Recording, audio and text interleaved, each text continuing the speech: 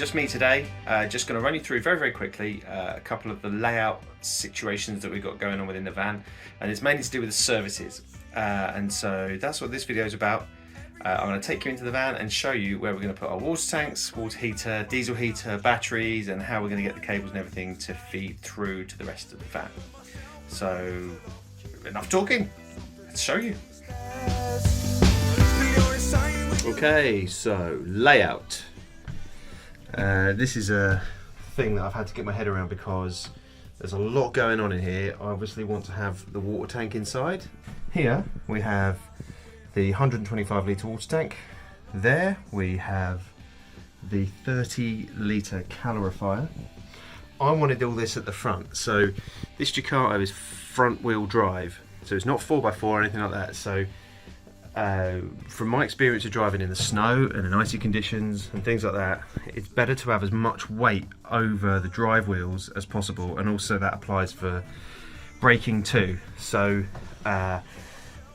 when they're full, that's 155 kilos of weight, like that's sitting directly behind the front seats, and the drive wheels aren't that much further forward. So for instance, driving up Alpe d'Huez many years ago, I had about 12 crates of beer in the back of my van.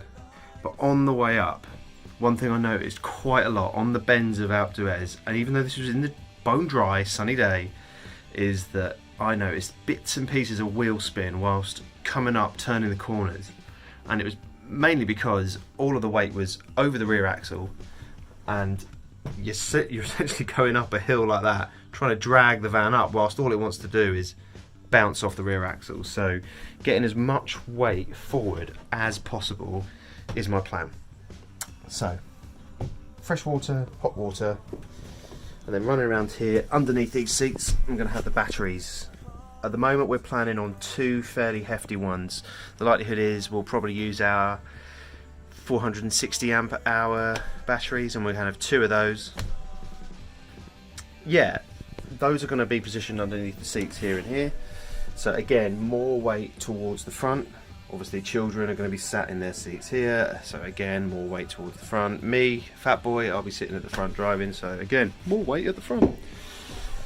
Then down here we're going to try and scarf the diesel heater in either here or in this nook, which will be behind the seats there, and then the wall for the shower is essentially where these lines are pointing.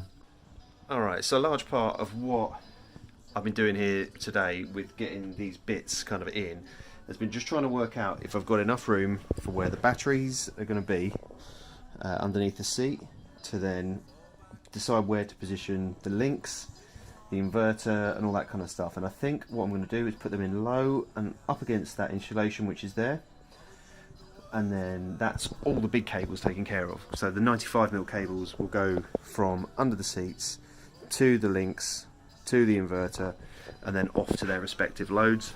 And on the way back through, I'm going to have the B2B charger, you know, the DC-DC charger positioned under the passenger seat here, and the solar charge controller will go up in the cupboard above, along with the 12-volt loads.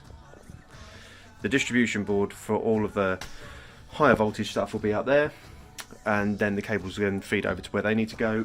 Same for the 12-volt stuff, that'll all be up there. All the distribution will be up there alongside the thermostat controller for the diesel heater. So yeah, hopefully nice and neat.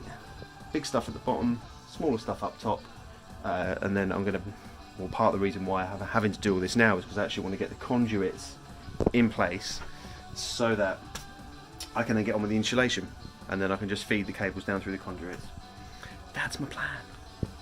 Tips and tricks. Of everything in the van, you need reference points. So across the middle of the van is nice and easy. You've got these little kind of nooky things here, and you can just measure between the two and then find the central line, which is what I've got there. Front and back was easy before I started playing with the water tank, but it was also a bit tricky trying to take a measurement from all the way up there to all the way down here, so that, you know, for me working out things to do with the shower room toilet. So I got this bit of batten, and all I've done is I've measured it off of this piece of trim to there, which is 70mm. Off there as well, 70mm. I did just run my eye over it, made sure it was square, run a measurement just down the other end just to make sure it is absolutely exact. And now that's my bolted in reference point, and from there I'll take all my measurements to get everything nice and square, and you know, for when I'm putting the kitchen in and the bathroom and all the other bits and pieces. Tippy trick. Okay, so I hope that all seems fairly logical.